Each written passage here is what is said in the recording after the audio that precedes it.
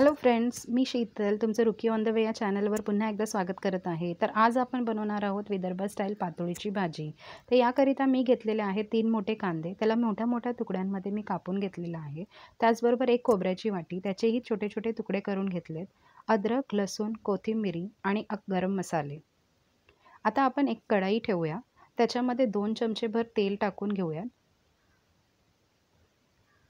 तेल छान असं गरम झाल्यानंतर आपल्याला त्यात ॲड करायचं आहे जिरं। जिरं छान असं तडतडल्यानंतर आपण जे कापून ठेवलेले कांदा, खोबरं, अद्रक, लसूण, त्याचबरोबर टाकायचं आहे 3-4 काळी मिरी, 2 दालचिनी, विलायची, स्टारफूल आणि 3-4 लवंगा आणि हा मसाला छान असा भाजून घ्यायचा आहे। आपल्याला इथे बनवायची आहे बेसनाची पोळी। त्याकरिता मी 1 वाटी बेसन घेतलेलं आहे। बेसन छान असं आपल्याला चाळून घ्यायचं आहे। बेसन छान चाळल्यानंतर आपल्याला त्यात टाकून घ्यायची आहे अद्रक लसूण याची पेस्ट। त्याचबरोबर आपण इथे ॲड करणार आहोत मसाले।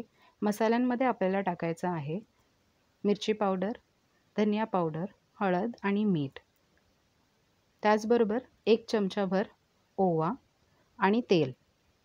हे सर्व एकत्र करून आपल्याला छान असं मळून घ्यायचं आहे।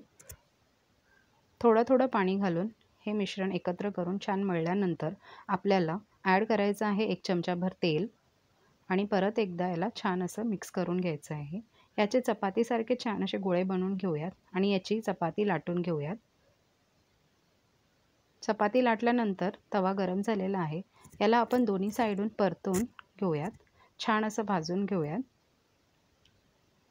बेसनाची पोळी छान अशी भाजल्या गेलेली आहे, तर याचे आता आपण छोटे छोटे तुकडे करून घेऊयात। आता आपण जो मसाला भाजलेला होता त्याला आपण आता एका मिक्सर जारमध्ये काढून घेऊयात आणि त्यात कोथिंबीर ॲड करून हा मसाला थोडं थोडं पाणी घालून छान असं वाटून घेऊयात।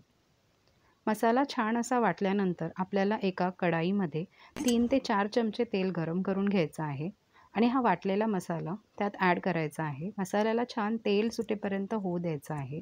इथे आपण टाकणार आहोत गरम पाणी। गरम पाण्याची क्वांटिटी थोडी जास्त ठेवा। जेव्हा आपण बेसनाचे तुकडे यात घालू तर हा मसाला घट्टसर होतो। रश्शाला छान अशी उकळी आलेली आहे, तुम्ही बघू शकता। आता आपण यात टाकून घेऊयात कापलेले बेसनाचे तुकडे। अशा प्रकारे आपली पातोळीची भाजी तयार झालेली आहे। तर आपण एका सर्विंग बाउलमध्ये याला काढून घेऊया। तुम्हाला ही रेसिपी कशी वाटली तर नक्की मला कमेंट करून सांगा आणि माझ्या चॅनलला सबस्क्राईब करायला विसरू नका।